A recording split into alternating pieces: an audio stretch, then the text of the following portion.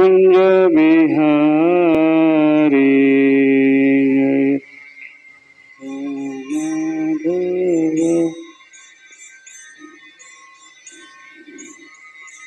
जय राधा माधव कुंज बिहारी जय राधा माधव कुंज बिहारी जय गोपी जन वल्लभ गिरिवरधारी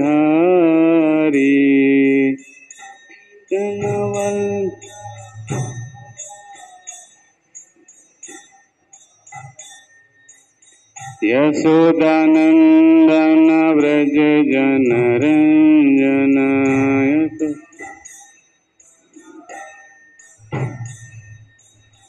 यशोदानंदन व्रज जनरंजन यशोदानंदन व्रज यमुना तीरावनचारी यमुना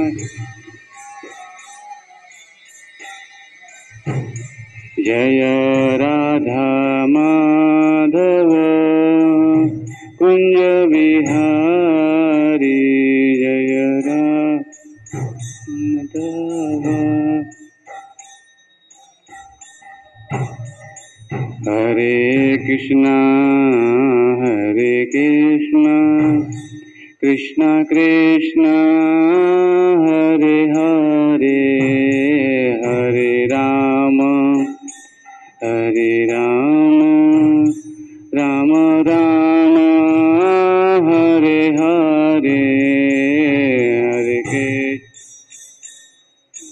कृष्णा कृष्णा कृष्णा हरे हरे हरे राम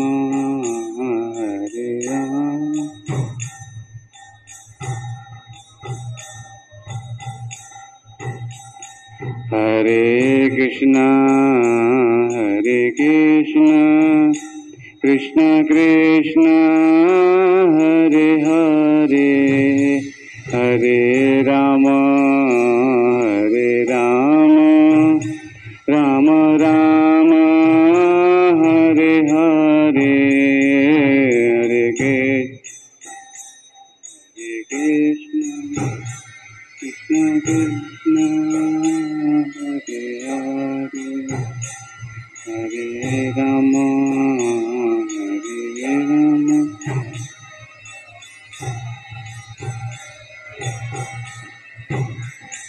हरे Krishna Krishna Krishna Hare Hare Hare Ram Ram Ram Hare Hare Hare Krishna Krishna Krishna Hare Hare Hare Ram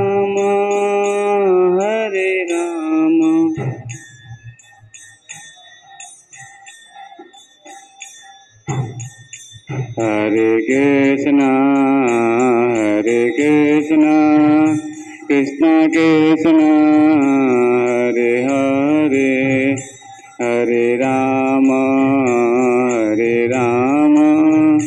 Ram Ram Hare Hare Hare Krishna Krishna Krishna Hare Hare Hare Ram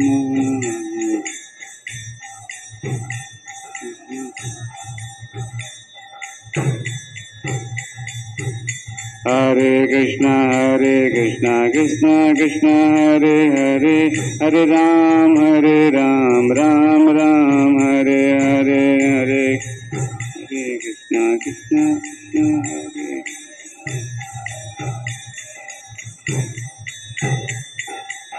Hare Hare Krishna Krishna Krishna Hare Hare Hare Ram Ram Ram Hare Hare Hare Krishna Krishna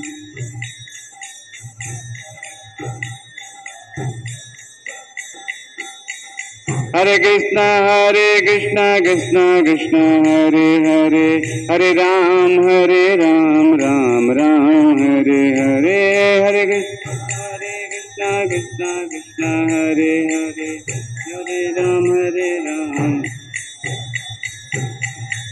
Krishna Krishna Krishna Hare Hare Hare Ram Ram Ram Hare Hare Hare Krishna Krishna Krishna Hare Hare जय राधा श्याम सुंदर राधा श्याम सुंदर राधा श्याम सुंदर श्री राधे जय श्याम सुंदर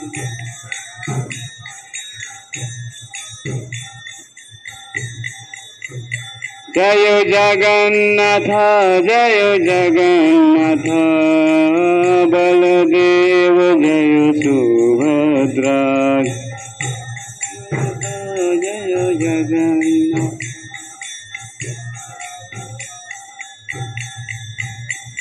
जय गौरानिताय गौरानिताय गौरानिताय जय गौरानिताय गौरानिताय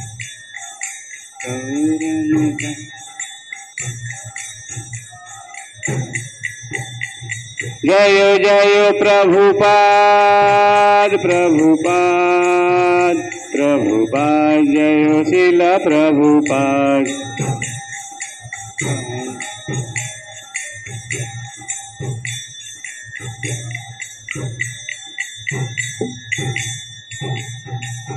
हरिनाम संकीर्तन यज्ञ की जगत गुरु शिल प्रभुपाद की निताई गौर प्रेमानंद हरि हरि बोल।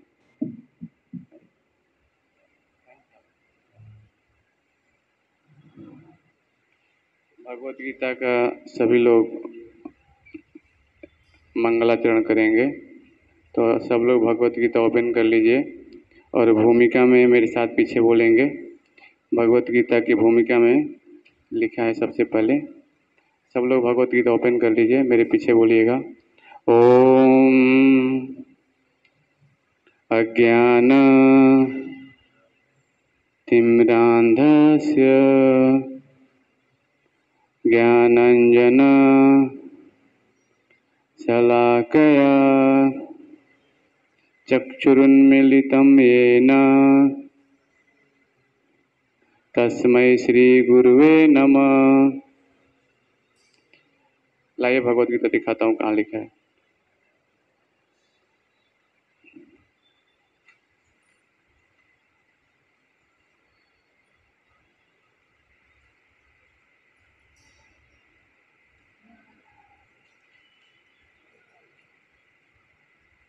पेज नंबर 1 में देखेंगे, लिखा है यहाँ पे मंगलाचरण, है ना। तो यहाँ पे सबको खोल लेना है भगवत गीता के 1 में, ठीक है। एक भगवत गीता दीजिएगा यहाँ से, एक गुजराती ऊपर टेबल से दीजिए, ये इंग्लिश वाला दीजिए और इंग्लिश वाला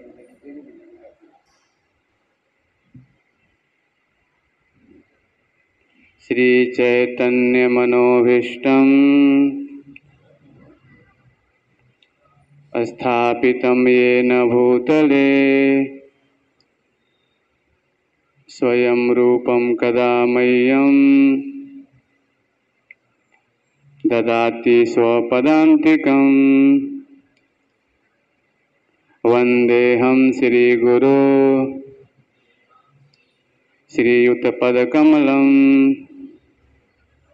श्रीगुरून् वैष्णवांश्च श्रीरूपं साग्रजातं सहगण रघुनाथान्वितं तं सजीवं साद्वैतं सावधूतं परिजनसहितं कृष्णचैतन्यदेवं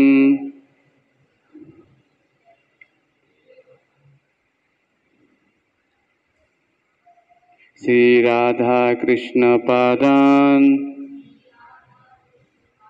सहगण ललिता श्री विशाखा वितांश।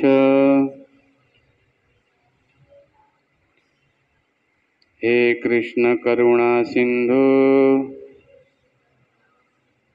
दीनबंधो जगतपते गोपेश गोपिका कांत राधा कांत नमस्तुते। तप्त कांचन गौरांगी राधे वृंदावनेश्वरी वृषभानुसुते देवी प्रणमामि हरिप्रिये। वाञ्छाकल्पतरुभ्यश्च कृपा सिन्धुभ्येव च पतितानां पावनेभ्यो वैष्णवेभ्यो नमो नमः। श्री कृष्ण चैतन्य प्रभु नित्यानंद श्री अद्वैत गदाधर श्रीवासादि गौर भक्तबिंद। हरे कृष्णा कृष्णा कृष्णा हरे हरे हरे राम राम राम हरे हरे।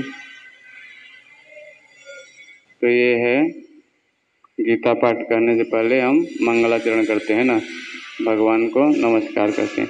ये सबको याद होना चाहिए है ना। घर पे कभी बैठे तो इसको पढ़ें, इसका हिंदी भी पढ़ें है ना।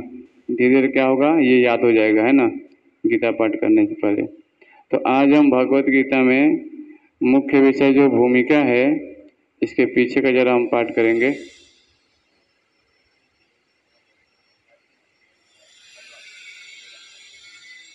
यहाँ ला कर तो भगवत गीता में भूमिका भी हमने पढ़ा है। इसमें आप लोग आज गीता महात्म्य के बारे में चर्चा करेंगे। और इसके पहले पेज नंबर आपको बताता हूँ भगवत गीता का।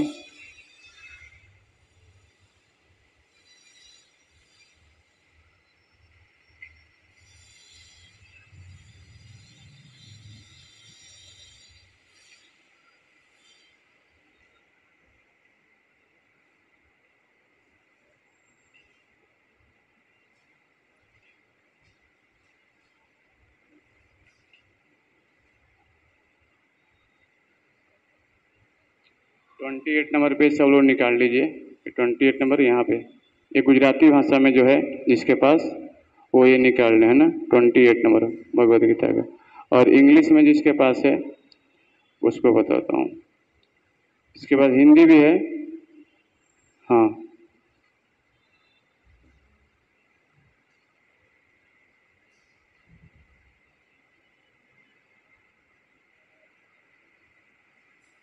हाँ 26 नंबर पे। तो मेरे पीछे बोलेंगे सभी लोग।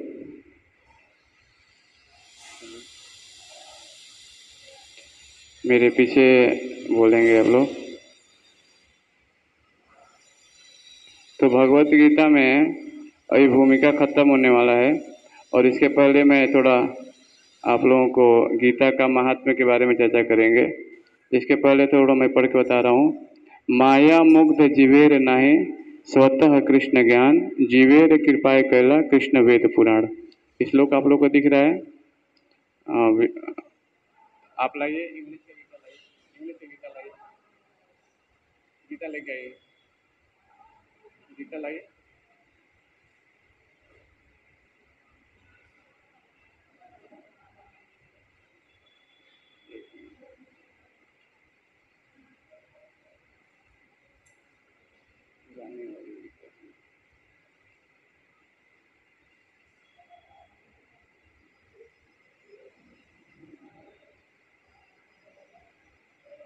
ये वाला श्लोक ये, ठीक है, बैठिए।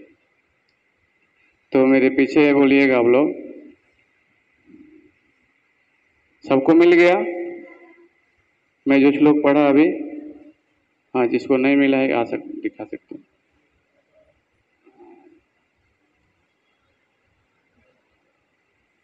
ये वाला भूमिका का लास्ट है। मेरे पीछे बोलिए, माया मुग्ध जीवेर नहीं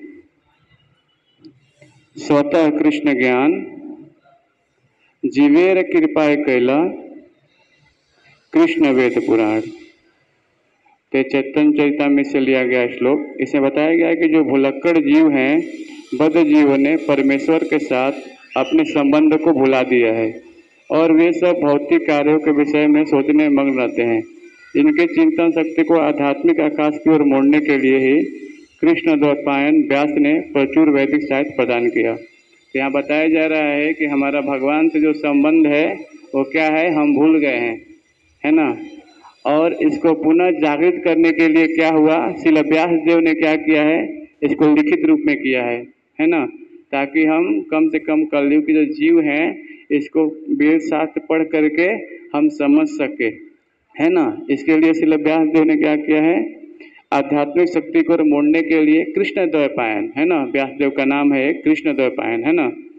तो प्रचुर मात्रा में हमें श्रीमद् भागवतम, भगवत गीता, वैदिक साहित्य, चैतन्य अनेकों शास्त्र दिए ताकि हम पढ़ करके हम भगवान के साथ अपना संबंध स्थापित कर लें।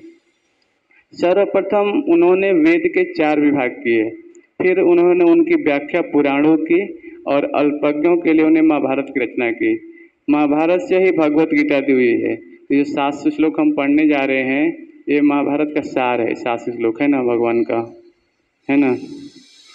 तत्पश्चात वैदिक साहित्य का सार वेदांत सूत्र में दिया गया है और भावी पथ प्रदर्शन के लिए उन्होंने वेदांत सूत्र का सहज भाष्य दिया है और श्रीमद् भागवतम है। तो भगवत गीता उन्होंने महाभारत से जो 700 श्लोक हम पढ़ेंगे और भागवतम है वैदिक कल्प का पका हुआ फल है, वो भी श्रील व्यास देव ने लिखा। उसमें 18,000 श्लोक है। कितने? श्रीमद् भागवतम में 18,000 श्लोक है ना। इसमें से भगवान कृष्ण ने 11,000 श्लोक बोले करीब, है ना, बाकी सब और का है, और 700 श्लोक भगवत गीता में है ना। हमें इन वैदिक ग्रंथों का अध्ययन अपना चित्त लगाना चाहिए। देखिए यहाँ पे क्या लिख रहे हैं कि वैदिक शास्त्र को हमको क्या करना चाहिए, चित्त लगा के पढ़ना चाहिए, है ना। जिस प्रकार भौतिकतावादी लोग नाना प्रकार के समाचार पत्र, पत्रिकाएं तथा अन्य सांसारिक साहित्य को पढ़ने में, अध्ययन में उसको क्या करते हैं, लगा। जैसे अब देखिए कोई भी व्यक्ति है बिना पढ़े रह नहीं सकता है, कुछ ना कुछ पढ़ेगा, या न्यूज़पेपर पढ़े या कुछ ना कुछ पढ़ेगा, पढ़ने की स्वाभाविक स्थिति है। लेकिन शास्त्र में क्या बता रहा है कि अगर हमें पढ़ना ही हो तो भगवत गीता, भागवतम, वैदिक शास्त्र का आध्यात्मिक ज्ञान के बारे में चर्चा करना चाहिए, है ना। आगे क्या बता रहे हैं, इसलिए व्यास देव ने पद साहित्य को अध्ययन में लगाया। इस प्रकार हम मृत्यु के समय परमेश्वर का स्मरण कर सकेंगे। तो बताया जा रहा है कोई व्यक्ति भागवतम, भगवत गीता पढ़ेगा तो भगवान की उस मृत्यु के समय क्या होगा, उसको भगवान का याद आएगा, स्मरण होगा, क्योंकि जो हम पढ़ते हैं वही हमारे चित्त में क्या होता है, वो जमा होता है ना। जैसे मान लीजिए कोई भी हम भगवान का आते हैं मंदिर में, सुंदर विग्रह का दर्शन करते हैं तो हम क्या होते हैं, आकर्षित होते हैं उसको देख करके, है ना। तो हमारे चित्त में क्या होता है, एक छाप बैठ जाता है। उसी प्रकार कोई भगवत गीता, भागवतम पढ़ता है या सुनता है तो उसके में क्या स्मरण शक्ति बढ़ती है, इससे, है ना, आध्यात्मिक ज्ञान बढ़ता है। भगवान द्वारा सुझाया गया यही एकमात्र उपाय है और इसके फल की गारंटी देते कि इसमें कोई संदेह नहीं है। एक श्लोक आ रहा है, मेरे पीछे बोलेंगे आप लोग, सब लोग। तस्मात् सर्वेषु कालेषु मामनुस्मरन् युध्य च मय्या अर्पित मनो बुद्धि मामेव स संशय। तो यहाँ बता रहे हैं तस्मात् सर्वेषु कालेषु, इसलिए हे अर्जुन तुम कृष्ण के रूप को मेरा सदैव चिंतन करो और साथ ही साथ अपने युद्ध कर्म करते रहो। अपने कर्मों को मुझे अर्पित करके तथा अपने मन एवं बुद्धि को मुझ पर स्थित करके तुम मुझे निश्चित रूप से प्राप्त कर सकोगे। तो बताया जा रहा है कि अर्जुन बोल रहे हैं कि मेरे तो सबसे बड़ी समस्या है कि मैं जब युद्ध करूँ तो याद नहीं रख पाऊंगा आपको। तो भगवान बोल रहे हैं क्या, तुम मैया अर्पित, तुम अपने मन को सदैव मेरे चिंतन में लगाओ, है ना, क्योंकि मन क्या है वो कार्य करता रहता है ना। तो मन को भगवान का चिंतन, लेकिन कलयुग में बताया गया है मन को भगवान के लिए नाम का कीर्तन करेंगे तो क्या होगा, मन लगेगा। आगे का श्लोक कभी हम पढ़ेंगे। और तो एक पैराग्राफ और पढ़ लीजिए आप लोग।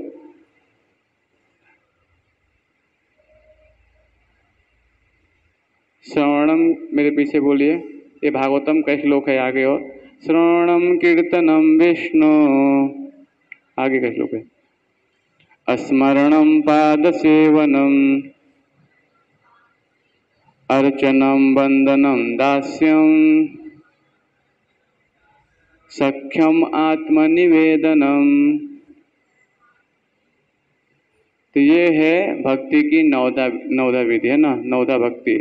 ये 9 विधियां हैं जिनसे हम श्रवण सुगम है। भगवत गीता का किसी स्वरूप प्रसिद्ध व्यक्ति से श्रवण उस व्यक्ति को भगवान के चिंतन की ओर मोड़ देगा और इसे परमेश्वर का स्मरण होगा और शरीर छोड़ने पर आध्यात्मिक शरीर प्राप्त होगा जो परमेश्वर की संगति के लिए उपयुक्त है। तो ये भक्ति की 9 विधियां के बारे में यहाँ बताया जा रहा है ना। सबसे पहले श्रवण करना यानी सुनना। कोई भी व्यक्ति अगर श्रवण जब तक सुनेगा नहीं कानों के माध्यम से तब तक क्या होगा, वो कीर्तन नहीं कर पाएगा। तो पहले के लोग क्या होते थे, श्रुतिधर होते थे, है ना। उनको एक बार वैदिक शास्त्र जो लोग सुनाते थे तो उनकी स्मरण शक्ति इतना तेज होता था कि केवल शास्त्रों को सुन के उनको याद हो जाता था। लेकिन श्रील व्यासदेव जानते थे कि कलयुग के जीवों की स्मरण शक्ति बहुत कमजोर हो गई है ना। उन्होंने क्या किया, लिखित रूप में किया ताकि उसको पढ़ के लोग समझ जाएं। तो सबसे पहले भक्ति की जो नवधा विधि है उसे बताया जाता है श्रवण करना यानी सुनना। जो भी व्यक्ति सुनता रहेगा, श्रवण करेगा, फिर कीर्तन करेगा, है ना, फिर स्मरणम, फिर पाद सेवनम। तो आगे हम बताएंगे नवधा भक्ति है, इसके अलग अलग भक्तों ने विधि का पालन करके भगवान को प्राप्त किया, है ना। जैसे परीक्षित महाराज आता है, केवल भागवतम का श्रवण किया उन्होंने, केवल सुना सुखदेव गोस्वामी से, और 7 दिन के अंदर क्या हुआ, भगवान को प्राप्त किया, है ना। कीर्तन, हाँ, कीर्तन करके हम देखते हैं प्रहलाद महाराज हैं, हाँ, अलग अलग जो हैं सब भक्त लोग क्या किए हैं, भगवान की नवधा विधि का पालन करके भगवान को प्राप्त किए हैं। पाद सेवना में लक्ष्मी जी भगवान की हमेशा सेवा करती रहती हैं, है ना, भगवान विष्णु की सेवा करती रहती हैं। तो और एक आगे हम पढ़ेंगे, नीचे वाला श्लोक है, अभ्यास योग युक्तेन चेतसा नान्यगामिना परम पुरुषम दिव्यम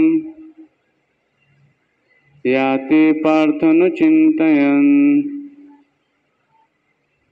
हे अर्जुन, जो व्यक्ति पथ पर विचलित हुए बिना अपने मन को निरंतर मेरा स्मरण करने में व्यस्त रखता है और भगवान के रूप में मेरा ध्यान करता है वह मुझको अवश्य प्राप्त करेगा। ये विधि बताया जा रहा है भगवान को प्राप्त करने की। कोई विचलित हुए क्या करना है, निरंतर भगवान का स्मरण करना है ना, ये है विधि। अभी हम गीता के जो महात्म्य है उसका हम पाठ करेंगे, है ना, जो विधि है उसके बाद में। तो पहला श्लोक आता है गीता का, मेरे पीछे बोलेंगे, गीता अध्ययनशीलस्य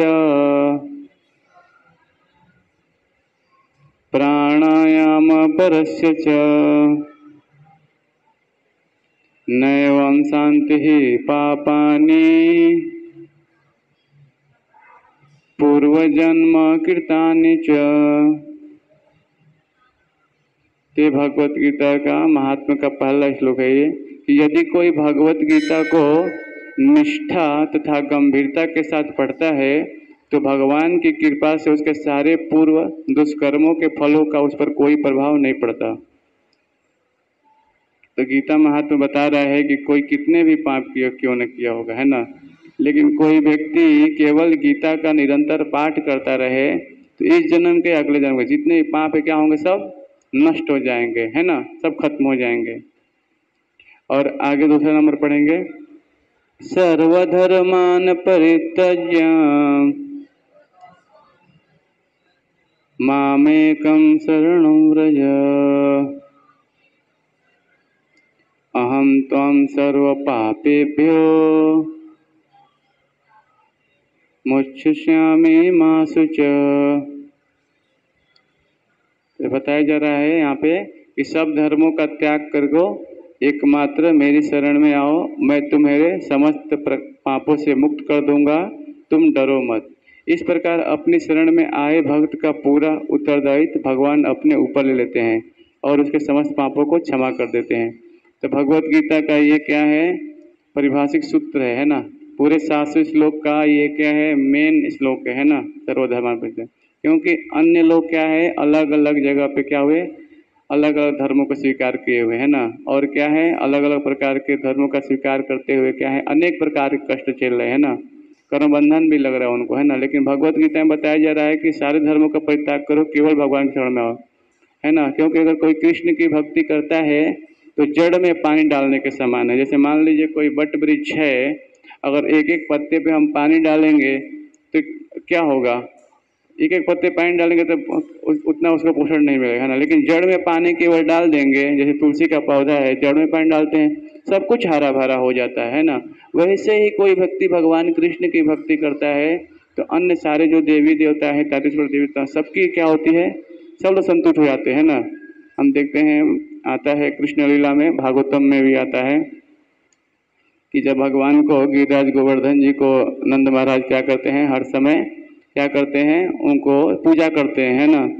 हाँ, लेकिन जब कृष्ण है तो मना करते हैं, देखो अभी गिरिराज गोवर्धन का पूजा मत करो, केवल भगवान गिरिराज गोवर्धन का पूजा करो, इंद्रदेव का पूजा मत करो, भगवान बोलते हैं ना। तो देखते हैं वृंदावन में क्या होता है, जितने ब्रजवासी हैं सब जाके भगवान गिरिराज गोवर्धन जी की पूजा करते हैं ना। तो देखिए फिर पिक्चर ही बनाए है ना। तो देखते हैं कि हम भगवान की जो सेवा में लगे हुए हैं उनको कोई समस्या नहीं होता है ना, अपने आप क्या होता है, सब कुछ प्राप्त हो जाता है ना। यही बताया जा रहा है कि सारे धर्मों का केवल कृष्ण की पूजा करना चाहिए। तो भगवान क्या करेंगे, जितने भी उनके पाप हैं सब क्या होंगे, सब नष्ट हो जाएंगे, है ना। आगे पढ़ेंगे और मलिने मोचने पुंसा जलम स्नानम दिने दिने सत्सुस्कृतं गीतामृतस्नानं संसारम मलमनाशनम।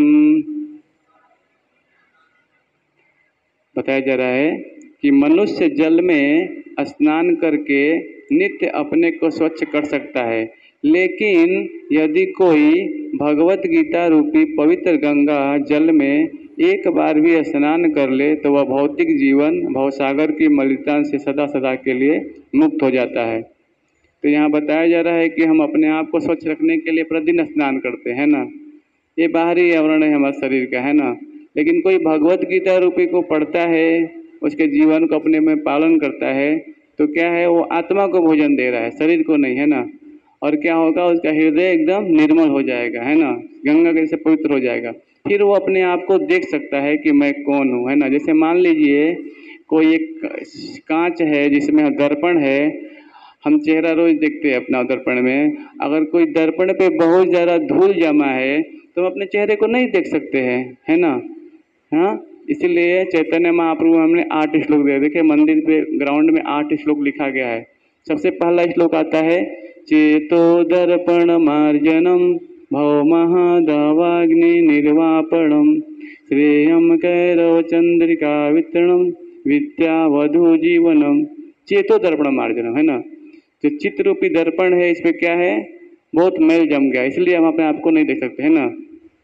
तो बताया जा रहा है कि दर्पण की सफाई करना पड़ेगा, है ना, तब हम अपने आप को देख सकते हैं। वैसे ही गीता बता रहा है, मलिने मोचनम पुंसम जलम स्नानम दिने दिने। जैसे हम नित्य अपने को स्वच्छ करते हैं, लेकिन कोई भगवत गीता केवल पाठ करेगा तो क्या होगा, वो अपने जो मलिन है अंदर है, हमारा काम क्रोध लोभ मद मात्सर्य जो 6 अनर्थ हैं, ये सब नष्ट हो जाएंगे, फिर अपने आप को देख सकते हैं ना, मैं कौन हूँ, कहाँ से आया हूँ। हाँ, सारे प्रश्नों को उत्तर मिलेगा। आगे पढ़ेंगे, गीता सुगीता कर्तव्या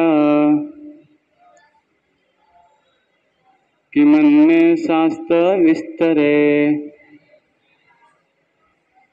या स्वयं पद्मनाभस्य मुख पद्मानुविसुता। चूंकि भगवत गीता भगवान के मुख से निकली है, अतः किसी अन्य वैदिक साहित्य को पढ़ने की आवश्यकता नहीं रहती। उसे केवल भगवत गीता ही ध्यान पूर्वक तथा मनोयोग से श्रवण तथा पठन करना चाहिए। वर्तमान युग में लोग सांसारिक कार्यों में इतने व्यस्त हैं कि उनके लिए समस्त वैदिक साहित्य का अध्ययन कर पाना संभव नहीं है, परंतु इसकी आवश्यकता भी नहीं है। केवल एक पुस्तक भगवत गीता ही पर्याप्त है, क्योंकि वह समस्त वैदिक ग्रंथों का सार है और इसका प्रवचन भगवान ने किया है। तो भगवत गीता के कौन बोला है, बताइए? भगवत गीता कौन बोला? हाँ, भगवान कृष्ण के मुख से निकली है। और भगवान के मुख से बताया जा रहा है निकली तो क्या है? वाणी शुद्ध है ना। अगर उसी गीता को हम अपने मुख से पढ़ते हैं तो हमारी वाणी भी शुद्ध हो जाएगी, है ना। देखिए, भगवत गीता एकदम विज्ञान है ना, ज्ञान और विज्ञान दोनों इसमें।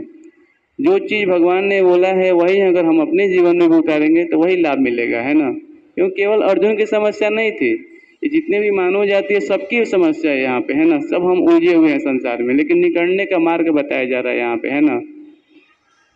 आगे पढ़ेंगे। भारतमितं सर्वस्य विष्णुवक्त्रनिसुतं गीता गंगुतं पीत्वा पुनर्जन्म न विद्यते।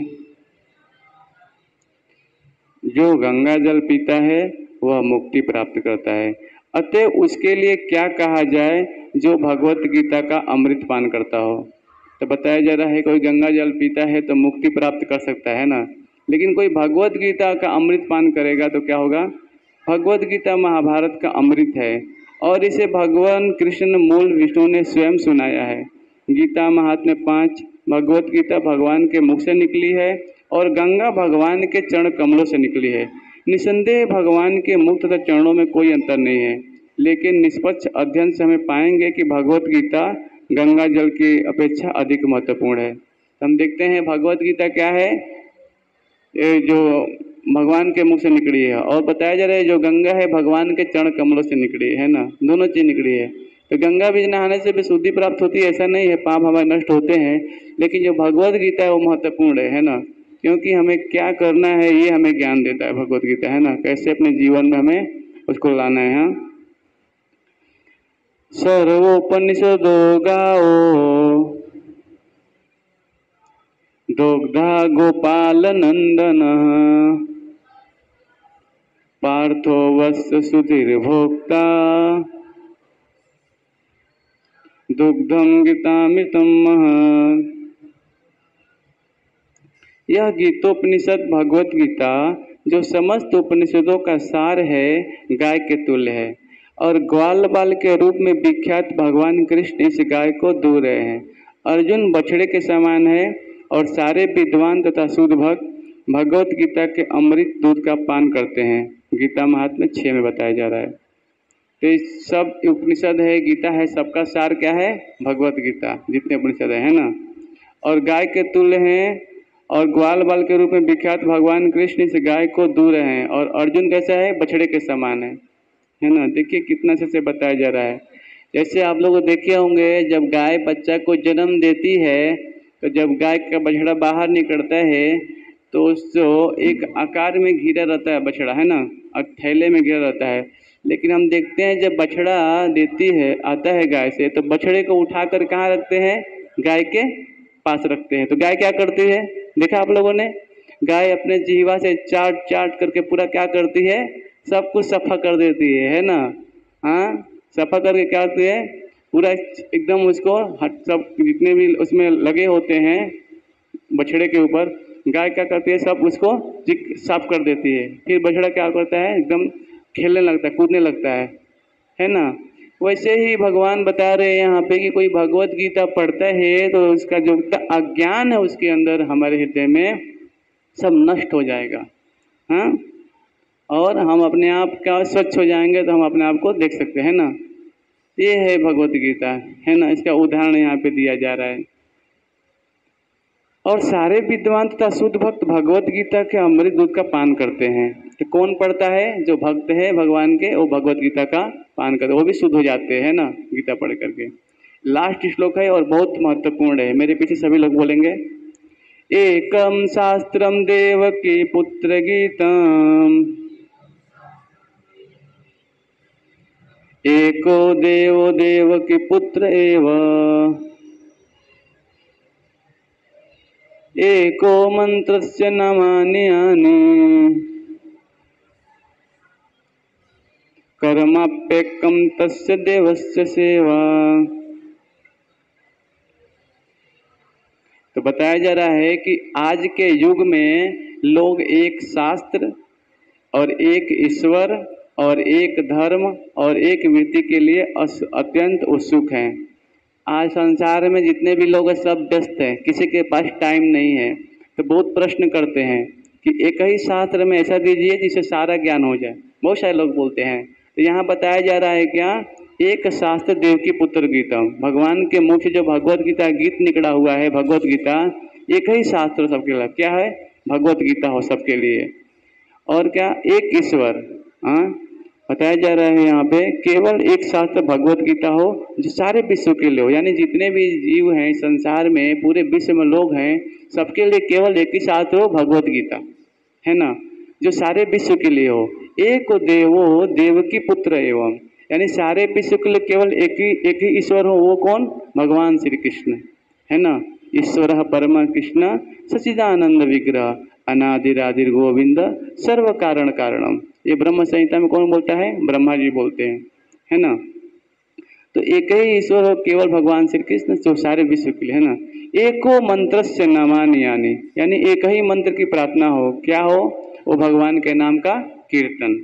मेरे पीछे बोलेंगे सब लोग, हरे कृष्णा कृष्णा कृष्णा हरे हरे, हरे राम राम राम हरे हरे। तो बताया जा रहा है कर्माप्येकं तस्य देवस्य सेवा। हाँ, और केवल एक ही कार्य हो, क्या? भगवान श्री कृष्ण की सेवा, है ना। ये है गीता महात्मा का लास्ट श्लोक। अभी हमने गीता महात्मा का लास्ट श्लोक पढ़ लिया है। आज हम भगवत गीता का पहला चैप्टर का पहला श्लोक भी स्टार्ट करेंगे, क्योंकि आज हमने 6 क्लास किए करीब। तो हमने भगवत गीता के जो मूल बेसिक नॉलेज है ये हमने पढ़ा, है ना। तो सब लोग गीता के पहला नंबर श्लोक निकाल लीजिए, और गीता के जो श्लोक है वो भी पहला श्लोक के ऊपर थोड़ा हम चर्चा करेंगे। पहला श्लोक निकाल लीजिए भगवत गीता के। हाँ, ठीक है।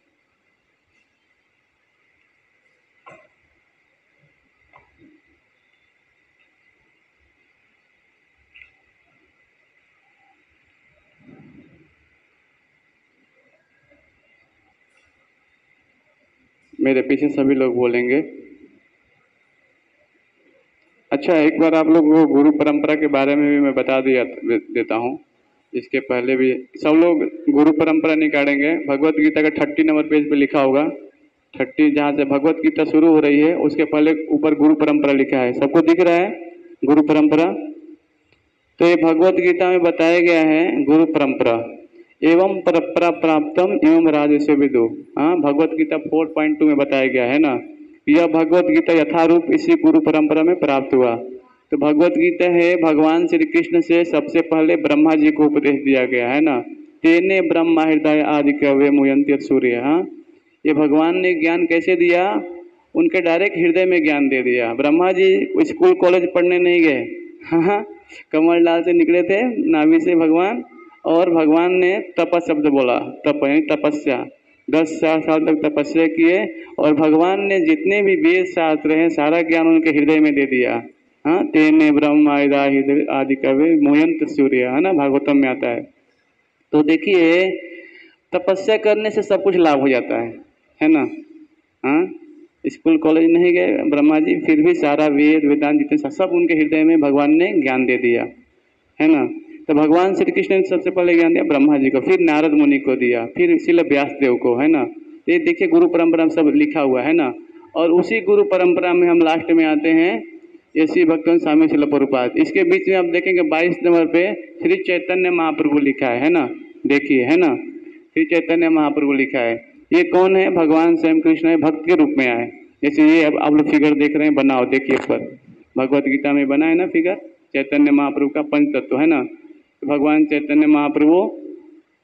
और अब देखते हैं हमारे मंदिर में जाएंगे तो श्री गौर निताई लिखा है यहाँ पे, हाँ चैतन्य, उसके नीचे लिखा है कृष्ण स्वरूप, ये सामने जाएंगे मंदिर में। तो फिर साइड में लिखा है नित्यानंद, वो कौन है? बलराम स्वरूप। तो ये है भगवान श्री कृष्ण और ये नित्यानंद बलराम जी, ये अद्वैताचार्य है महाविष्णु, और ये हैं गदाधर पंडित, है ना, श्रीमती राधा रानी, और ये श्रीवास नारद मुनि। ये है गुरु परंपरा, है ना, ये भगवत गीता में।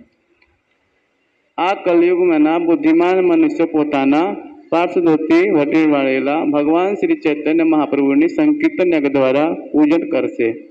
भगवत गीता 3.10 में भावार्थ में लिखा है ना, कि जो कलयुग में पर्याप्त बुद्धिमान है वो कैसे पूजा करेंगे? भगवान के संकीर्तन यज्ञ के द्वारा, यानी भगवान के नाम के द्वारा, है ना। तो पहला श्लोक हम पढ़ेंगे भगवत गीता के, सब लोग निकाल लीजिए। पहला अध्याय 1, कुरुक्षेत्र के युद्ध में, युद्ध स्थल में सैन्य निरीक्षण। मेरे पीछे बोलेंगे। धृतराष्ट्र उवाच धर्म क्षेत्रे कुरुक्षेत्रे समवेतायुयस्व मामका पांडवाश्चैव किम कुर्वत संजय। तभी मैं एक बार बोलूँगा, आप लोग मेरे पीछे 3 बार बोलिएगा, है ना, ताकि याद हो जाए, है ना। धृतराष्ट्र उवाच, 3 बार बोलिए, धृतराष्ट्र उवाच, धृतराष्ट्र उवाच, है ना। अभी बोलिए, धर्म क्षेत्रे कुरुक्षेत्रे, एक बार और, एक बार और। समवेतायुयस्व, समवेतायुयस्व, समवेतायुयस्व मामका पांडवाश्चैव, मामका पांडवाश्चैव, मामका पांडवाश्चैव किम अकुर्वत संजय, किम अकुर्वत संजय, किम अकुर्वत संजय। हाँ, तो ये श्लोक है पहला। कोई पढ़ना चाहेगा? पढ़िए, आप पढ़िए। धर्म क्षेत्रे कुरुक्षेत्रे, सभी लोग बोलिए। हाँ, आगे पढ़िए, आगे। धर्म क्षेत्रे कुरुक्षेत्रे, हाँ, आगे पढ़िए, क्या लिखा है? हाँ, उसके आगे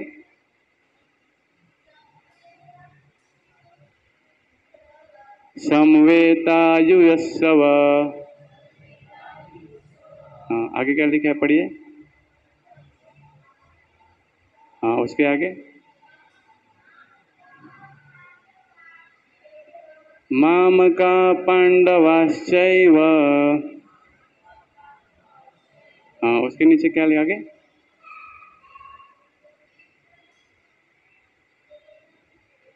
किम अकुर्वत संजय।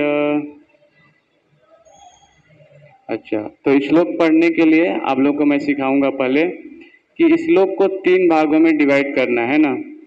सबसे पहले आप देखेंगे यहाँ पे लिखा है धर्म क्षेत्र कुरुक्षेत्र, है ना। तो इतना पैराग्राफ लेंगे और एक बार पढ़ेंगे इसको, फिर 3 बार हम बोलेंगे, है ना।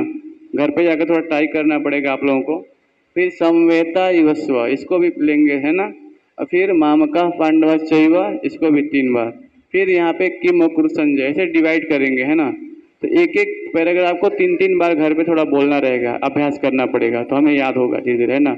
इसके पहले ये जो मीनिंग है इसको भी पढ़ना जरूरी है ताकि हम इसको याद कर सकें। तो मेरे पीछे बोलेंगे सभी लोग एक बार, धृतराष्ट्रवाच,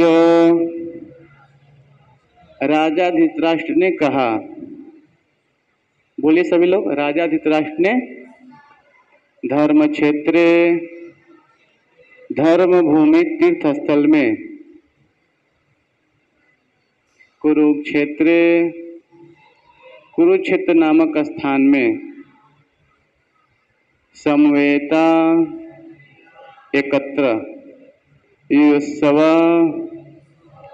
युद्ध करने की इच्छा से, मामका, मेरे पक्ष पुत्रों, पांडव, पांडु के पुत्रों ने, च तथा, एवं निश्चय, किम क्या, अकुर्वत किया, संजय, हे संजय।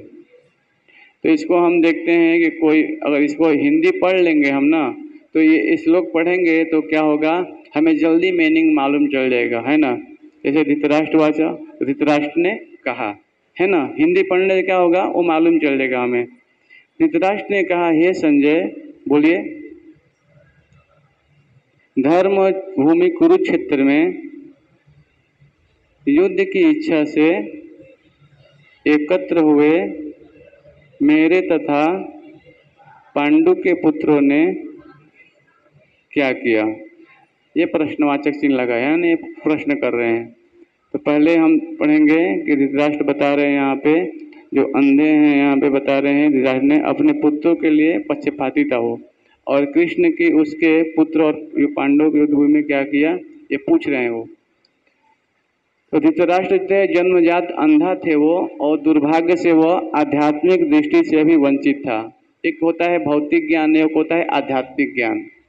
तो धृतराष्ट्र जो है आध्यात्मिक ज्ञान उसमें रुचि नहीं थी, है ना।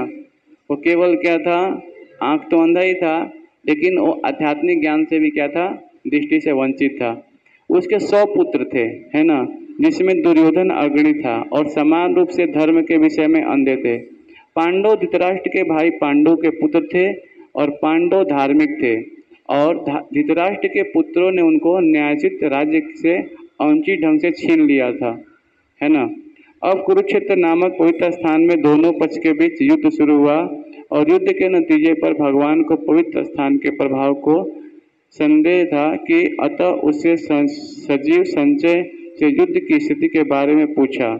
श्री व्यास देव की कृपा से संजय कुरुक्षेत्र की युद्ध भूमि का दूरदर्शन कर सका। तो बताया जा रहा है यहाँ पे, जो संजय थे वो धृतराष्ट्र को बता रहे हैं, है ना, बैठे बैठे। आप लोग देखेंगे भगवत गीता के फिगर बनाया गया है, ये फिगर देखिए आप लोग बैठे हैं ना, ये संजय बैठे हैं और धृतराष्ट्र को बता रहे हैं, और ये अंधे हैं, और श्री व्यास देव की कृपा से ये जो है संजय को दृष्टि प्रदान हुई थी। वो क्या किया था, उन्होंने ऐसा दृष्टि दिया था जिससे उस युद्ध भूमि में क्या हो रहा है वो सब देख सकते थे। देखिए श्री व्यास देव ने उनको दृष्टि दिया था। और आज हम क्या करते हैं, घर में देखना है तो टेलीविजन लगाते हैं, उससे हम देखते हैं कि दूरदर्शन में क्या हुआ, वो भी क्या है न्यूज पे आता है ना, तो हम देखते थे।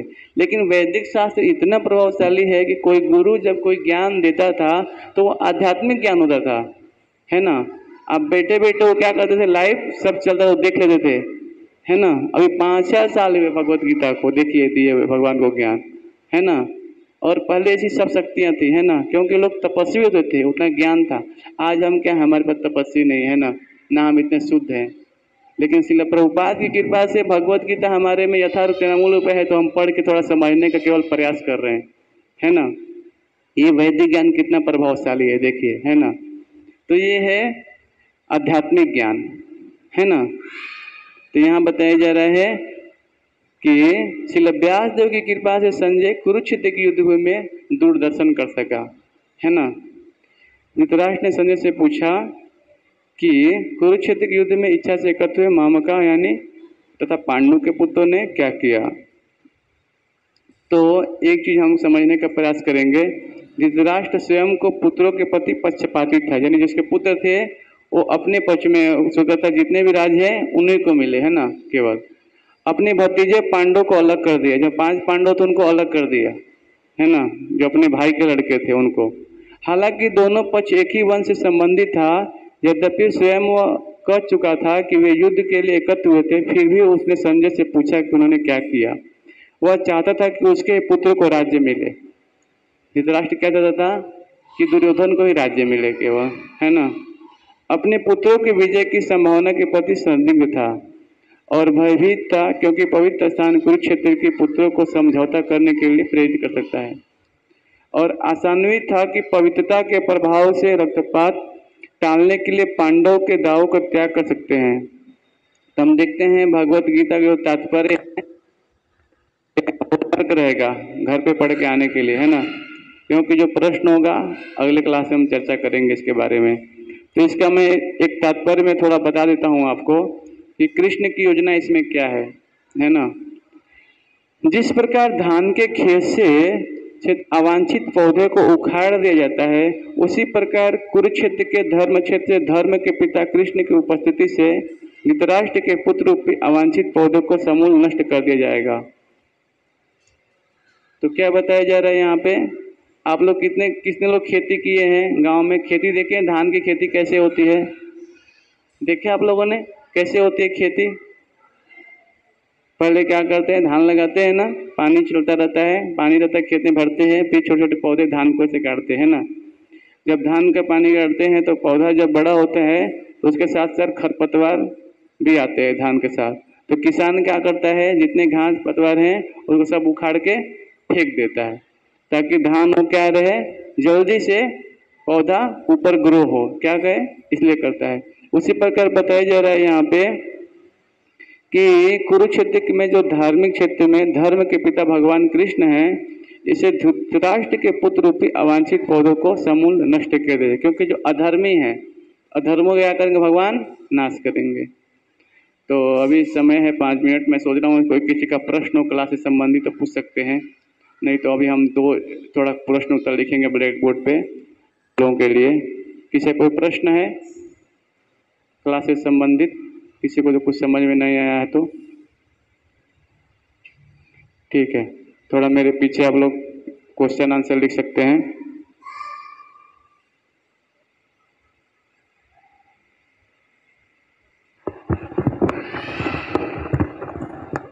तो पिछले क्लास में मैंने आप लोग को बताया था क्वेश्चन आंसर। तो अभी हम आगे पढ़ेंगे कि जड़ जगत क्या है। ये प्रश्न है, सब लोग लिख लीजिए इसको थोड़ा। जड़ जगत क्या है?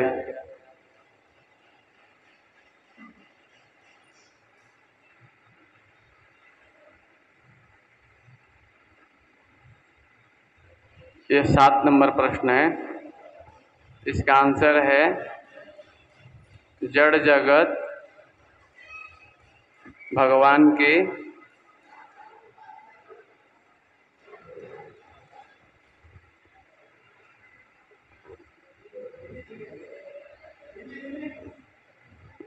बहिरंगा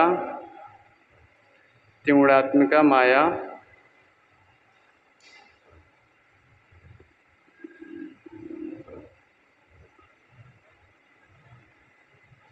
त्रिगुणात्मिका माया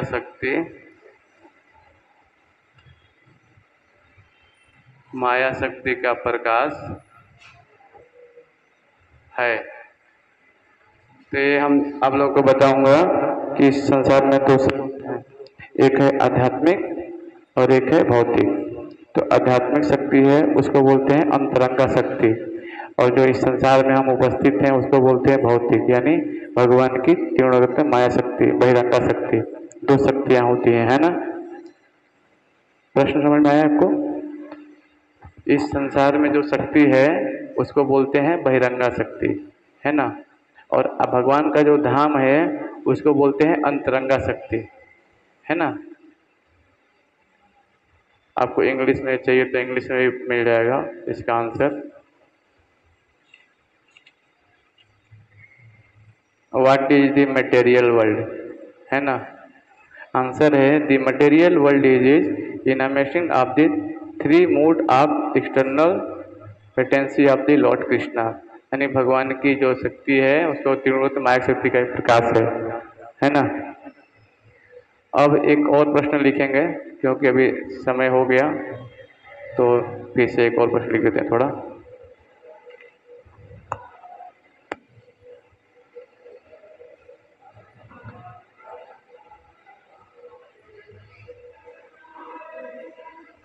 कौन से पदार्थों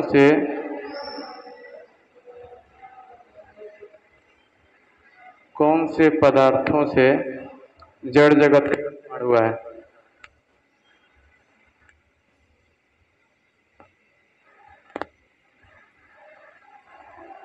जड़ जगत का निर्माण हुआ है।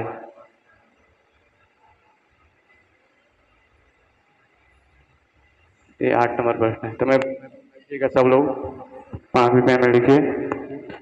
पंचमहाभूत, पहला है पंचमहाभूत, 5 कर्मेंद्रियां और 5 ज्ञानेंद्रियां, 5 इंद्रिय विषय, मन, बुद्धि, अहंकार एवं प्रधान, ये 24 तत्व हैं जिससे जड़ जगत का निर्माण हुआ है। इसके अगले अध्याय में उनको चर्चा करेंगे, ठीक है। अगले अध्याय में इस प्रश्न की चर्चा करेंगे हम, क्योंकि समय हो गया है। हरे कृष्णा।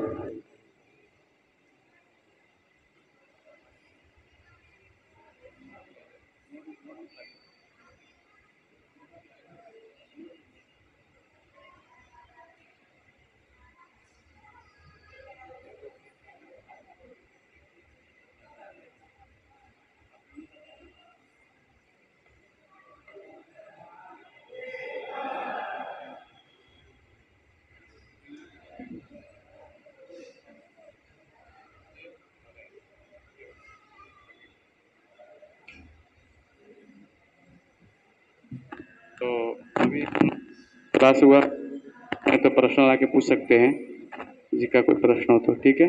हरे कृष्णा।